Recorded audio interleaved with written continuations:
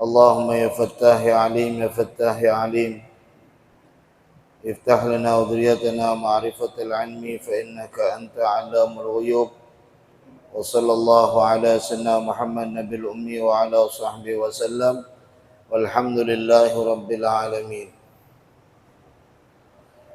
Para jemaah Masjid Al-Mu'minun yang dirahmati oleh Allah Subhanahu wa taala. Alhamdulillah kita bersyukur kepada Allah yang telah menganugerahkan kepada kita nikmat iman dan Islam, yang telah memberikan kepada kita nikmat sehat wal afiyah dan keberkahan umur, yang telah memudahkan langkah kaki kita menuju masjid ini untuk melanjutkan taklim kita kitab Kifayatul Atqiya. Salawat dan salam kita sampaikan dan kita haturkan kepada junjungan kita Nabi besar Muhammad sallallahu alaihi wasallam, yang mana beliau Rasulullah telah membawa kita dari jalan yang gelap gulita menuju jalan yang terang menerang yang disinari oleh iman wal Islam. Para jemaah sekalian yang dirahmati Allah, mohon maaf karena habis isyak saya ada tausiah maulid di Sweetnyo, khawatir macet, maka sebelum isyak saya mohon izin. Pada pertemuan sebelumnya kita sudah menjelaskan tentang perkataan Imam Ibnu Abul Abbas radhiyallahu an, waktu-waktu yang dimiliki oleh seorang hamba itu ada empat. Empat ini sudah kita jelaskan. Selanjutnya, apa faedah tentang makna tasawuf? Sebelumnya sudah kita jelaskan inna tasawufa kullahu lahwal adab wa minal awarifi fatlubanhu wa awwila. At-tasawuf kullahu lahwal adab. Tasawuf itu seluruhnya adalah adab. Lalu faedah tentang makna tasawuf itu apa? Ketahuilah bahwasanya pendapat-pendapat para ulama di dalam hal ini bahkan lebih daripada 1000 pendapat, sebagaimana disebutkan di dalam Al-Awarif. Dan setiap orang yang memberikan pengertian sesuai dengan apa yang kuat dalam pandangannya, ya. Jadi banyak sekali pendapatnya. Di antaranya adalah perkataan Imam Al-Junaid rahimahullahu ta'ala. Apa kata Imam Junaid? Imam Junaid menjelaskan tasawuf itu adalah bahwa Allah mematikan engkau dari dirimu dan menghidupkan engkau dengannya.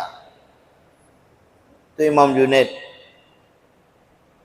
Kalau perkataan Imam Bishr bin Harith rahimahullahu ta'ala, sufi itu adalah orang yang bersih hati bagi Allah subhanahu wa ta'ala. Kalau perkataan Al-Imam Umar bin Uthman Al-Makki rahimahullahu ta'ala, tasawuf itu bahwa seorang hamba pada setiap waktunya dengan apa yang lebih utama dengannya pada waktu itu. Belum lagi di dalam perkataan Al-Imam Rawim rahimahullahu ta'ala, tasawuf itu dibina atas 3 perkara. Yang pertama, at-tamassuk bil faqr, berpegang dengan kefakiran.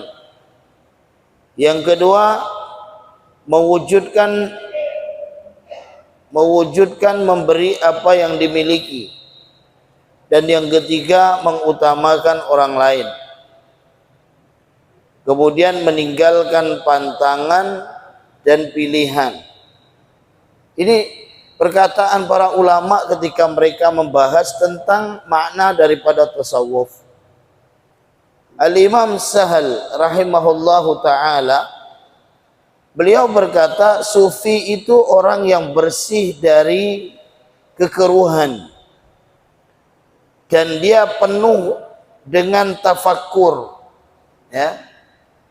Sama di sisinya ada antara emas dan tanah, dan memutuskan diri dari manusia karena menuju Allah Subhanahu wa taala, ya. Ini para ulama di antaranya mengkaji tentang makna daripada tasawuf itu, ya, dengan memahami sesuatu yang berbeda, menjelaskan perbedaan-perbedaannya. Intinya kita sebagai seseorang yang belajar di dalamnya, kita mengambil dan memahami bahwa suatu jalan untuk menuju kepada Allah Subhanahu wa taala itu tidak satu jalan. Sebelumnya kan kita sudah jelaskan, ya, tentang pembahasan bagaimana tidak menuju Allah Subhanahu wa taala dengan satu jalan. Sudah kita jelaskan. Ada seseorang yang menuju kepada Allah karena memang ibadahnya, karena dengan tahajudnya. Ada seseorang yang diangkat oleh Allah derajatnya karena khidmahnya, ya. Maka Syekh Abdul Qadir Al-Jilani, beliau mengatakan, tidaklah aku sampai kepada Allah itu dengan solat malam, qiyamul lail. Aku tidak sampai kepada Allah itu dengan berpuasa di siang hari. Tapi aku sampai kepada Allah dengan sifat pemurah, dengan sifat tawadhu dan lapang dada. Gitu. Sehingga bagi yang mampu untuk mengistiqomahkan di dalam suatu amalan, jangan meremehkan dari amalan yang lainnya. Kita tidak tahu nih, mungkin amalan yang satu kesempurnaan kita luar biasa. Kita baca Quran yang satu hari bahkan bisa 10 juz. Ini contoh. Yang satunya lagi baca Quran satu halaman aja, satu halaman. Ketika kita merasa bahwa kemampuan kita sendiri yang membaca Al-Quran dengan 10 juz, lalu kita meremehkan orang yang membaca di dalam satu halaman tadi, ketahuilah di dalam pembacaan Al-Quran yang seharusnya mengangkat derajat kita di sisi Allah, bukan semakin terangkat tapi semakin terendah. Kenapa? Karena kita tidak tahu yang kita remehkan itu memang Qurannya satu halaman, ternyata sedekahnya dahsyat, ya. Oh, ternyata ngangkat derajat dia amalannya dengan sedekah, gitu. Memang kita lihat, masya Allah, beliau, oh ini orang ibadahnya biasa, misalnya cuma sholat saja di masjid, dia tidak melakukan amalan-amalan yang lain. Ternyata melewati pekerjaannya bisa menjadikan suatu derajat diangkat oleh Allah. Bisa jadi Allah ngangkat derajat Pak Haji Saleh misalnya. Orang begitu duit bawa mau belanja kurang 500 rupiah. Udah, enggak apa-apa. Udah, ambil aja. Bisa Pak Haji, bukan tak bisa. Bukan saya contohkan suatu saat saya belanja 4 Pak Haji duit kurang, tidak. Bisa itu. Apa yang diangkat oleh Allah tuh? Kemurahan Pak Haji nih, kemurahan. Itu kata Syekh Abdul Qadir Jilani. Bukan karena sholat malam dan puasanya. Ada juga yang diangkat oleh Allah Subhanahu wa ta'ala karena hatinya terhubung dengan kecintaan yang begitu mendalam kepada Nabi Muhammad, sehingga lidahnya sholawat kepada Rasulullah Sallallahu Alaihi Wasallam. Bisa. Ada juga seseorang itu, ya Allah, biasa saja, tidak kita nampak suatu kelebihan yang ada pada dirinya, ya, ternyata dia adalah seseorang yang rendah hatinya. Rendah hatinya. Oh, melalui kerendahan hati ternyata Allah mengangkat derajatnya. Gitu. Jadi Allah itu mau mengangkat derajat seorang hamba bukan satu ibadah saja. Bukan satu ibadah, bagian ibadah itu begitu banyak. Ya. Jangan antum mengukur seseorang dengan satu ibadah. Diukur satu orang dengan melihat, oh, saya tahu, ya. Ada satu orang saya dengar dia umrah sama saya, kita dah paham bah macam mana kata dia Ustaz Anas tu waktu umrah tu, Allah ibadah antara sebab apa bah saya lebih kuat dari dia. Saya bertasbih, solat tasbih di Masjidil Haram, ada saya dengar, saya senyum aja. Saya senyum aja, dah apa-apa kalau orang mencampakkan ibadah kita alhamdulillah. Karena kenapa? Allah menutupi kelebihan dari kita di hadapan manusia. Ya. Bahkan dikhawatirkan dengan tampaknya ibadah dan keilmuan yang dimiliki oleh seseorang, maka akan masuk syaitan lewat daripada kesombongan pada dirinya. Justru yang akan menjatuhkan dirinya sendiri. Man takabbara wada'ahu Allah. Siapa yang sombong Allah akan jatuhkan. Ya. Maka di sini kita lihat, kalau kita sudah belajar di dalam tasawuf, maka kita akan paham, ya Allah, saya menilai si hamba itu dengan sesuatu yang tidak nampak pada pandangan mata saya. Yang nampak ini saya melihat kekurangan, ternyata yang tidak nampak ada sesuatu amalan yang terangkat derajatnya di sisi Allah Subhanahu wa taala. Gitu. Sehingga kita tidak mengukur kelebihan kita dengan kelebihan orang lain. Kalau kita mengukur kelebihan orang, lihat kita terus yang sempurna, orang lain kemudian tidak memiliki kesempurnaan. Di situ. Dan di sini dikatakan oleh Imam Junaid rahimahullahu taala. Apa kata Imam Junaid? Tasawuf itu bahwa Allah mematikan engkau dari dirimu dan menghidupkan engkau dengannya. Ya. Ini suatu perkara mungkin yang bisa disampai orang-orang tertentu. Makamnya adalah makamul fana. Kedudukan fana itu dia sudah mematikan diri mereka, yang hidup padanya hanya Allah Subhanahu wa taala. Sehingga kadang hilang kesadaran pada dirinya. Seperti kita melihat misalnya Sunan Kalijaga. Kan pendapat Wahabi kan Sunan Kalijaga jadi wali, kata siapa? Kata Firanda. Jadi wali yang sampai berlumut dia punya tongkat hanya di tepi kali, tidak solat. Ini yang dikatakan wali. Ya karena dia tidak ngakui tasawuf, tidak ada paham. Pada saat itu makomnya adalah fana. Fana itu zawalul akal, hilang akalnya dan hidup hatinya hanya Allah.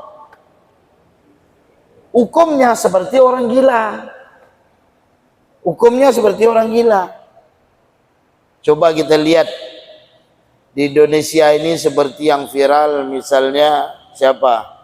Habib Syekhan Al-Bahar Wansehan, ya. Dulu di tempat kita ada Ami Yusuf, Allah yarham Ami Yusuf, ya. Abah saya bilang, Anas, kalau Ami Yusuf itu sampai pesan apa kain batik, abah dulu kan kerja di apa kampung luar dekat-dekat rumah Ami Zaiban itu. Kalau udah mesan itu cepat abah, takut abah kata. Ya, karena kenapa? Saya bilang kenapa, Pak? Memang pada zahirnya nampaknya seperti tidak normal, tapi batinnya itu bersih. Dia tidak menampakkan dalam suatu kelebihan yang di hadapan manusia itu kekurangan, tapi sungguhnya dia dikhususkan oleh Allah untuk lebih padanya. Ada lagi abah saya bercerita, Allah yarham Ami Yusuf juga, Habib Yusuf yang gemuk, yang perutnya itu. Abah saya bercerita beliau, Begitu ada satu orang kata dia bilang, ayo beb, solat ente, balik langsung demam. Balik langsung demam. Wanyo kata. Karena kenapa? Kan pernah terjadi seorang wali Allah dipandang secara zahir tidak solat, begitu masuk ke dalam kamar ada dirinya solat. Lalu yang kita temui tadi itu siapa? Ya ini kan di luar nalar. Memang Allah berikan kelebihan kepada mereka, karomah yang mungkin kita tidak memiliki dalam hal itu. Ya, para Wahabi tidak meyakini dalam hal ini. Mereka tidak meyakini dalam hal ini. Dan kita meyakini kalau Allah memberikan suatu kemuliaan bagi seorang hamba, ya, seorang hamba. Saya pernah ketemu, masya Allah, sama Wan Syehan itu dulu pada tahun 2006-an, 2007 saya ketemu beliau. 2007-an saya ketemu.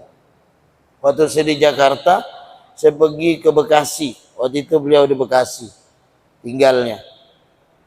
Mobil Astrada baru, Avanza baru, habis dipilok kan semua pak. Dipilok, kita yang nengok dia kesal. Mobil baru bah, baru dipilok ke, dicoret-coret. Ya, kita mandang kan, beliau menikmati ketika naik mobil, tapi mengajarkan kepada kita jangan sampai dunia itu kau simpan di dalam hati, kemudian tidak mau terpisah dengan dunia itu. Dunia ini kalau dah simpan dengan hati, begitu terpisah kita dengan dia, ya Allah sakit. Bahkan ada orang sampai mati pikiran. Nanti tak lama nih tahun 2024 nih, dunia yang simpan di dalam hati, duit banyak keluar, ujung-ujungnya pandai ketawa seorang. Tapi kalau dunia dihilangkan dari hatinya, kemudian dia meletakkan di bawah telapak kakinya atau di dalam genggamannya saja, maka dia tidak khawatir kehilangan yang paling menyakitkan ketika hilang Allah pada dirinya. Dunia adalah fana, sedangkan Allah adalah baka. Fana binasa, Allah adalah kekal. Kekekalan yang dicari bagi setiap hamba Allah Subhanahu wa taala, ya. Itu para wali. Gitu saya temu Wan Syehan, saya bagi kopiah putih. Kopiah saya itu habis digambarnya pesawat. Digambarkan pesawat waktu itu. Pesawat ini. Ya Allah tu saya. Udah. Dah apa-apa. Subhanallah tak lama Adam Air jatuh. Waktu itu Adam Air. Saya baru teringat. Dah pantai kopiah ni digambar pesawat. Habis tu saya kena lempar pakai nasi. Beliau makan. Saya ngelak. Kalau piring sih saya ngelak. Saya tengok beliau lempar pakai nasi. Allah. Allah. Udah. Saya yakin aja. Yang dilemparnya rezeki ni. Nampaknya ada rezeki. Ya. Ya memang mereka kharikul ada. Di luar dari kebiasaan. Luar dari kebiasaan.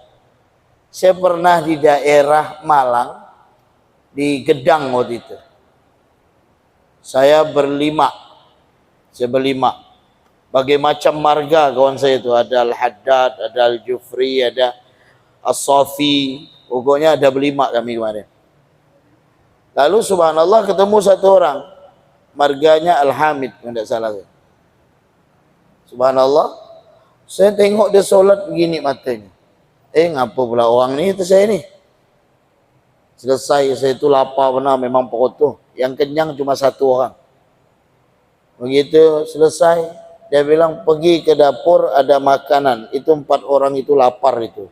1 orang kenyang. Tembus pandang pula saya ni kata. Terima kasih saya. Ya alhamdulillah memang perut lapar. Ya, saya tak tahu kira rumah beliau, rupa rumah orang disuruh. Allahu Akbar. Selesai itu saya tanya ke orang, memang betul. Beliau adalah seorang yang diberikan oleh Allah wali jazab, wali majzub. Ya. Jadi subhanallah waktu itu tidur pas di samping saya. Jam 2:30. Waktu itu dia minta tolong teleponkan nomor ini. Saya teleponkan. Saya tahun 2005 waktu itu. Saya sudah megang HP tahun 2005. Telepon kan, saya bilang enggak masuk, Beb. Enggak masuk. Ya udah, anak pulang. Jangan tunggu pagi. Ini mana ada bis, mana ada apa. Saya harus pulang deh. Begitu pulang udah gaib dah orang. Nasihat dia dengan saya dua. Nasihat dia, saya bongkar di majelis ini. Beliau mengatakan, kalau kau bertemu dengan orang tua yang umurnya di atas 70, jangan pernah kau kosongkan tangannya kecuali kau berikan dia sesuatu. Berikan dia sesuatu.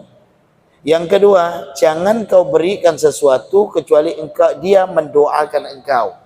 Karena saat itu antara hatinya dengan Allah tidak ada hijab lagi. Tidak ada hijab lagi. Ini bisa jemaah amalkan. Kau jemaah umur temu orang tua di masjid ini ada rezeki, kita kepalkan dia. Kita kasih dia. Dan jangan kita biarkan kecuali dia mendoakan kita. Karena di antara umur itu, kata beliau, tidak ada hijab antara dia dengan Allah. Itu begitu doa langsung tembus. Itu saya amalkan itu. Ya. Jemaah bisa mengamalkan. Saya ketemu lagi anaknya Allah yarham, Habib Umar bin Hud Al-Attas di Jakarta. Apa namanya? Habib Hussein ya, tidak salah. Saya ketemu. Itu saya ketemu, itu kalau mau ketemu beliau, minum air, bukan air aqua, air ledeng di depan tuh.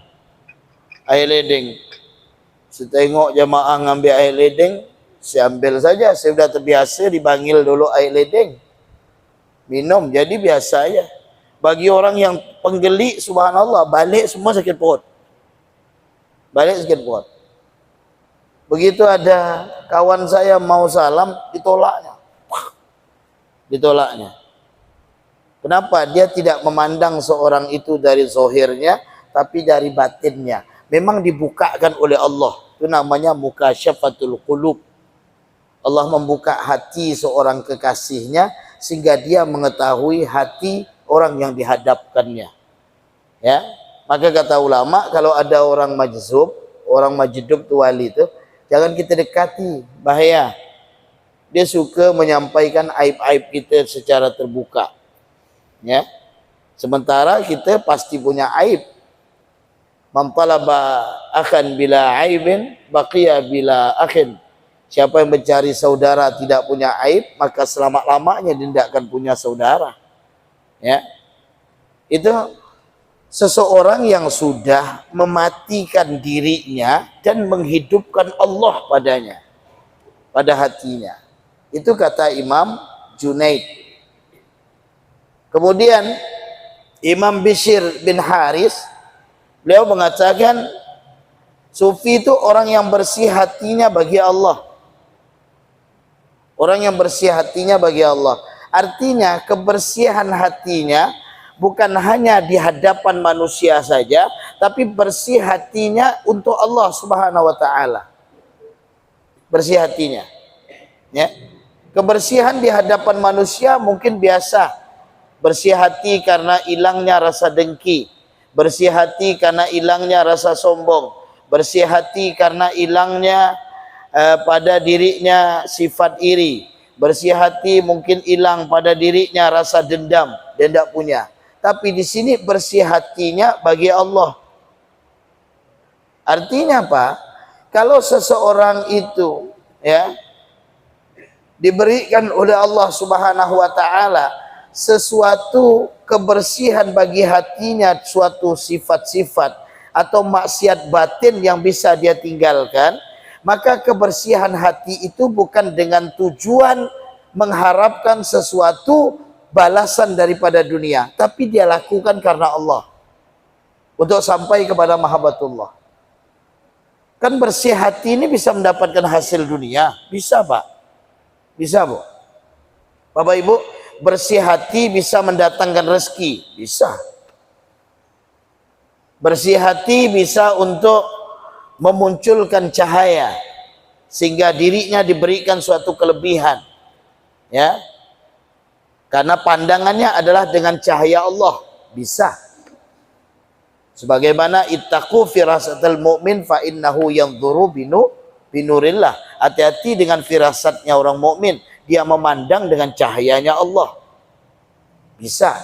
Tapi itu bukan dicarinya, bukan suatu tujuan bagi dirinya. Suatu tujuan bagi dirinya adalah Allah Subhanahu wa taala. Dia tidak memerlukan sesuatu yang memberi manfaat bagi dirinya di dunia, tapi dia mencari sesuatu jalan itu betul bagi Allah Subhanahu wa taala dan menyampaikan dirinya hanya kepada Allah. Tidak peduli sama sekali dengan kedudukan makhluk yang ada. Itu kata Imam Bishr bin Haris. Kemudian Al-Imam Umar bin Uthman Al-Makki rahimahullahu ta'ala, kalau beliau menjelaskan bahwa tasawuf adalah seorang hamba itu pada setiap waktunya dengan apa yang lebih utama. Ya, pada waktu itu. Apa yang lebih utama? Waktu itu ternyata lebih utama adalah sesuatu yang berhubungan pada makhluk, bukan suatu hubungan dia dengan Allah. Dia utamakan makhluk. Dia utamakan makhluk. Ya. Di sini kita lihat seperti Sayyidina Ali bin Abi Thalib karamallahu wajhah. Ya. Sayyidina Ali salatnya terlambat. Tapi karena ada orang tua yang lewat, padahal seharusnya Sayyidina Ali itu mengejar, kalau andai kata beliau mengejar dengan cepat, beliau tidak akan ketinggalan sholat. Tapi beliau tidak mau, adab beliau kepada orang tua tadi, maka beliau tidak masalah untuk menjadikan keterlambatan dalam hubungan beliau dengan Allah di balik sholat. Karena ada sesuatu makhluk yang mungkin makhluk ini dapat menyampaikan dirinya kepada Allah. Tahu-tahu ketika Rasulullah ruku, dilamakan oleh malaikat, menunggu Sayyidina Ali bin Abi Thalib karamallahu wajhah datang. Nunggu Sayyidina Ali. Ya. Kita lihat di sini. Kan batas di dalam rakaat itu kan ruku. Kalau udah imam sami Allahu liman hamidah, dah tak dapat rakaat. Tapi kalau batasnya ruku masih dapat rakaat. Kan batasnya di situ. Ya. Maka di sini mengutamakan suatu yang lebih utama. Ya. Walaupun itu berhubungan dengan makhluk. Ya. Ada lagi perkataan Al-Imam Ruwaim rahimahullahu ta'ala. Imam Ruwaim mengatakan tasawuf itu dibina atas 3 perkara. Pertama adalah berpegang dengan kefakiran. Artinya ya, memang jalan kaum sufi itu adalah jalan mereka dengan jalan suatu kefakiran. Artinya mereka tidak memperdulikan dunia, karena mereka tahu dunia ini hanya tempat lewat saja, tempat berdiam yang sesungguhnya adalah akhirat. Ya. Maka jangan heran kalau orang-orang sufi itu mereka pakai baju kan bahan wol, ya, bahan nih. Dulu dikumpulkan oleh Nabi Muhammad itu ketika di Madinah, ada tempat perkumpulan khusus Ahlus Suffah. Yang mengawasi mereka adalah Abu Hurairah. Dan Rasulullah sangat memuliakan orang-orang Ahlus Suffah pada saat itu. Kenapa? Mereka itu tidak kembali ada pikiran mereka dengan dunia, kecuali yang ada hanya Allah. Itu pikiran mereka. Ya. Kemudian yang kedua, mewujudkan memberi apa yang dimiliki. Ya. Dan mengutamakan orang lain. Ya. Dan ini bukan perkara yang mudah, perkara yang sulit. Tapi kita pun harus melihat. Saya kalau melihat orang yang mengambil manfaat dibalik daripada kebaikan, tak saya kasih.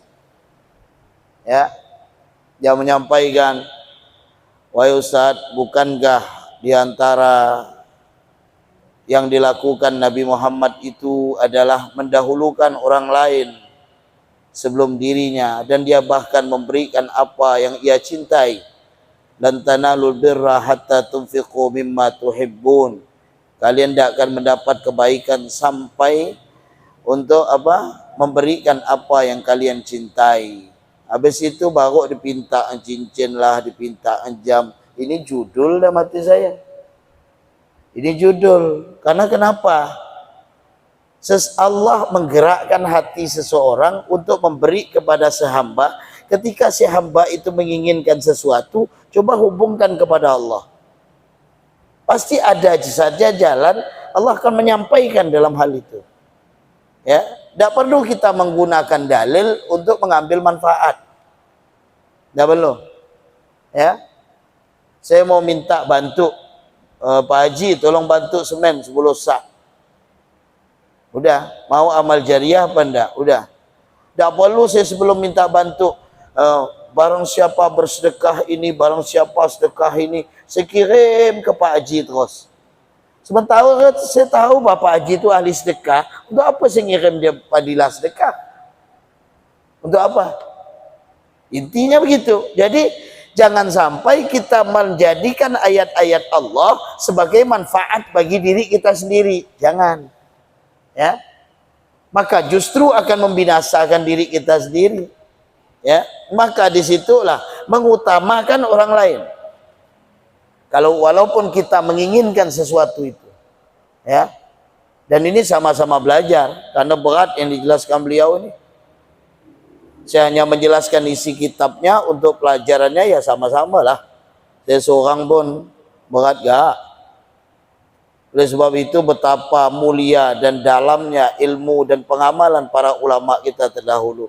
Kita berharap diberikan oleh Allah kekuatan untuk melaksanakannya. Ya. Kemudian meninggalkan pantangan dan pilihan, ya. Serta perkataan Imam Sahal rahimahullahu taala, beliau mengatakan sufi adalah orang yang bersih dari kekeruhan dan penuh dengan tafakkur. Tafakkur itu juga bagian jalan seseorang salik ingin menuju kepada Allah Subhanahu wa taala. Mereka sering tafakkur. Tafakkur yang dilaksanakan ini adalah tafakkur yang dapat menumbuhkan iman. Tafakkur yang dapat menimbulkan cahaya pada jiwa dan hatinya. Saya tiap hari tafakkur, tapi tafakkur apa? Tafakkur macam mana caranya biar utang orang bisa bayar. Tafakkur juga tuh. Tafakkur misalnya mikirkan apa lagi? Supaya ini bisa beli ini dan sesuatu, tafakkur. Tapi tafakkur yang tidak menjadi jalan untuk kita kepada Allah. Tafakkurnya mereka, semua yang mereka perhatikan mengingatkan dirinya kepada kekuasaan Allah Subhanahu wa taala. Ya. Itu tafakkur yang dilakukan. Dan sama di sisinya ada emaskah, di sisinya ada tanahkah, yang kita anggap tanah itu tidak berharga, emas lebih berharga, dirinya tidak menganggap ini suatu yang tinggi dan ini suatu yang rendah. Dia menganggap sama. Ini orang-orang sufi. Ya. Diibaratkan air putih. Air putih ini. Air putih ini kan sesuatu yang paling murah, tapi dia paling berharga. Paling berharga air putih ini. Walaupun dia tidak istimewa dan tidak mewah, tapi dia berharga. Coba bapak-bapak, gampang beli minum air kopi. Saya pernah minum di Sarina di Jakarta itu. Dibayarkan orang minum Excelso tuh. Apa espresso nyebut bayar. Di 100 lebih. Saya bilang ya Allah kopi segini ya 100 lebih, kesal saya nengok. Mahal benar kan? Ya beginilah di sini. Berharga kita memandang. Tidak semewah ini. Ini suatu yang tidak kita pandang mewah, tapi sungguhnya dia lebih berharga dari sesuatu apapun. Ibaratkan air putih.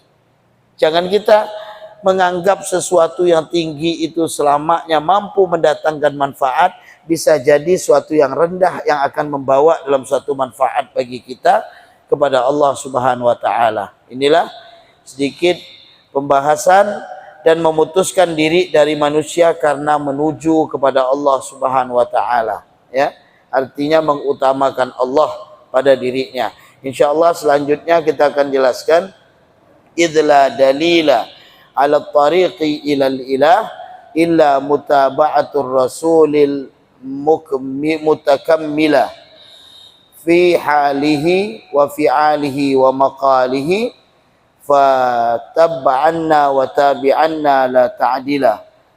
Kita lanjutkan pada bait selanjutnya di dalam ucapan beliau pengarang kitab Kifayatul Atqiya. InsyaAllah kita jelaskan pada pertemuan selanjutnya. Pertemuan selanjutnya insyaAllah saya sampai Isya berjamaah, karena ceramahnya tidak jauh di Keraton. Ceramahnya di halaman Keraton insyaAllah ya. Jadi mudah-mudahan semuanya sehat walafiat. Kita dipertemukan oleh Allah pada pertemuan berikutnya insyaAllah. Rabbana atina fid dunya hasanah wa fil akhirati hasanah wa qina adzabannar. Sallallahu ala sayyidina Muhammad nabiyil ummi wa ala sahbihi wasallam. Walhamdulillahi rabbil alamin. Subhanakallahumma wa bihamdika asyhadu an la ilaha illa anta astaghfiruka wa atubu ilaik. Assalamualaikum warahmatullahi wabarakatuh.